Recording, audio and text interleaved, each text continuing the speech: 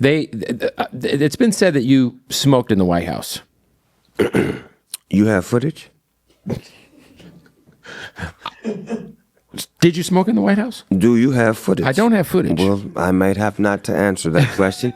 And my lawyer advised me not. I don't know how much time you can get for that. I don't think you. I mean, I think it's probably. I mean, they just found cocaine in the White House. To be quite fair, and that nigga just got out. He did get pardoned. Well, I ain't gonna tell on myself, but let me say the bathroom had a nice aroma to it after I left. Hypothetically speaking, as someone who's passed through security at the White House, how would someone sneak a pre-roll in? In your sock, nigga. In your sock. That's fair. You know how to pat a nigga down, but if you got them socks with the rolls in it, it feel like it's part of the sock, nigga. The roll, you gotta have the rolls in the sock so you slide him in the roll. And they ain't finna, I'm the D.O. double. They not finna pat me down like that, nigga. They happy to see me. Oh my God, Snoop Dogg's here. He's here. We're right there. How are you, Mr. Dogg? Can you go through the metal detector? I have my lovely wife, my daughter with me as well. Yes, let them come through as well. Oh, the Obamas are expecting you in a real way. Oh, you don't even have to go through that room. Then when I get in, they like, hey, dog, the butler want to holler at you. So I go in the kitchen. The butler's a nigga like me, real nigga too. What up, D.O. Want me to hook you up something real? Because they out there eating that rich shit. You want some wings or something? I'm like, yeah. I said, man, where can I hit something? He said, go to the bathroom over there to the left and spray that Lysol 2 times when you leave. Shout out to the Biznutler. Yeah, hypothetically. Oh shit. Yo, me and G Malone, shout out to G Malone. I fuck with glasses. Yeah, I love that guy, man. I call him my hip hop statistician. He has all of the stats on Snoop Dogg, and he has all of the history when it comes to defending me. He would be my lawyer and my hip hop statistician. Well, I have Doggy Style. I kind of have like a 1, 2, 3 at any given time of my favorite album ever. It's Doggy Style. It's really Doggy Style or Illmatic, to be quite honest. What's one of those two? But it's for me, it's Doggy Style. I mean, Doggy Style changed my life, like I told you. But like Doggy Style to me is like the kind of epicenter of like everything. In like you could trace so much back to that album. But me and Glasses always talk about how when we're talking about like there's like you're a one of one. You're the most famous motherfucker on the planet, low key. Like I think you're like are you like self-aware to realize like you might be the most famous person alive? I don't know. I can't go certain places. I know that. Where can't you go? To your mama house? No, I'm fucking with you. But like, I mean, you might be the most famous person like on the planet. Like, who doesn't know who you are? You know what I'm saying? Like, there's people who don't know who LeBron James is. There's people who don't know even Donald Trump. You know what I mean? Like, I feel that's crazy, Kev. I don't know. I mean, you know, when you in the body, you don't have that experience, the out of body experience. But at the same time, I'm watching how my base is growing, how the fan base of people that would never look at me, speak to me, recognize me. You have an elf on the shelf. A Snoop on the stoop. Do you know how fucking crazy that is? And my kid, we've been doing elf on the shelf with this kid since he was a baby, right? And this year, he said, next year I want the Snoop. I said, what? The D.O. double, man. The kids love him. He get down there and talk to him. You know what I'm saying? It's a big difference from a superstar that's up here and the kids got a, can I have your autograph? Yeah. Snoop Dogg is right here. Hey, what's happening? How you doing? Yo, I wanted to ask you too. Shout out to Jason Martin, the homie Problem. Him and I had a debate on my pod. We're talking about which label is greater, Death Row or TDE. I said Death Row because I think of the tree that came from everything that came from Death Row. But TDE is right there.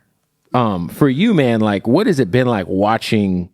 Just like even another like West Coast label, just even being in that conversation. Like, well, first of all, let me say this: Top is my guy. I love him. I watched his hustle, his climb to where he got to, getting his artists together, assembling all of that talent, putting the gangs to the back, putting the talent to the front, keeping that family vibe, making sure everybody supports each other, keeping a legit, clean business, non-violent.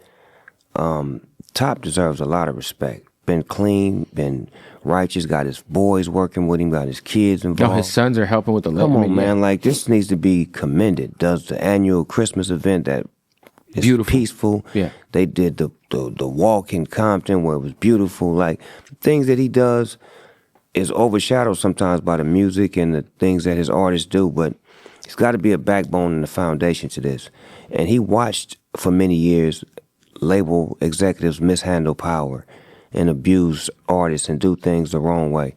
So he just practices the great way of doing business. That's why I love him and appreciate him and support him.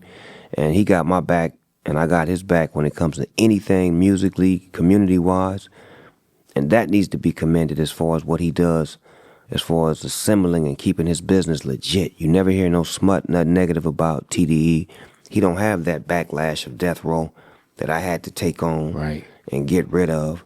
So naturally, yes, you would say that TDE is the new version of death row. I mean, and also like a much longer run. But better. Because I feel like people forget how short, like the death row run was like. We was the Michael Jordan Bulls, cuz. Right. Like it felt like it was forever, but if you really look back. We was the Michael Jordan Bulls, like 92 to 96. When did Michael Jordan win the championship with the Bulls? It was 90-91 was the first one, right? Mm-hmm. And then to 93, and then, yeah, I mean, two three-peats, yeah. Right, so we went up to 96. I say 96 because that's when Tupac came, right? Yeah. Tupac came in 96 and he passed away in 96. So you got to think about that's how long our run was, 92 to 96. Yeah, TD's going on 09 to now, I mean. And TDE got R&B. And they got one of the biggest pop stars in the world, SZA. And they got that new girl. She's a superstar. Like they keep hitting you upside the head with shit. Ab-Soul, motherfucking Schoolboy Q, J-Rock. Sir, we mentioned Sir. Sir, Inglewood, Sir. Like they just flooding the game, and it's like you got to commend that. Ray Vaughn too. He's from Long Beach. So we at Death Row, we look up to them, as opposed to the other way around and how it used to be. It used to be they'd look up to us because we was the big fish in a small pond. Now it's like they setting the bar, setting the trend. The things that his artists and what they're doing is things that I can follow and do for my artists and for myself. That's what the game is about, learning and getting information and not being too big to ask. I called Kendrick maybe a year and a half ago when I was overseas and I had watched him perform at the Paris. He had did a show in Paris on Amazon. And I was so fucking intrigued with his show and his showmanship and the way he had his shit together. I hit Terrence Martin. I said, cuz, give me K-Dot number. He gave me his number and I called cuz. I said, man, how the fuck did you do that show, man? What I gotta do to make my show like that? And he gave me some simple shit about like, just keep doing the shit you do. But it was so much information in that small conversation that I ended up making my show like even better. But that's me not having an ego and reaching out to someone who's younger than me, flyer than me, doper than me, and got a tap on some shit that I need to get information on.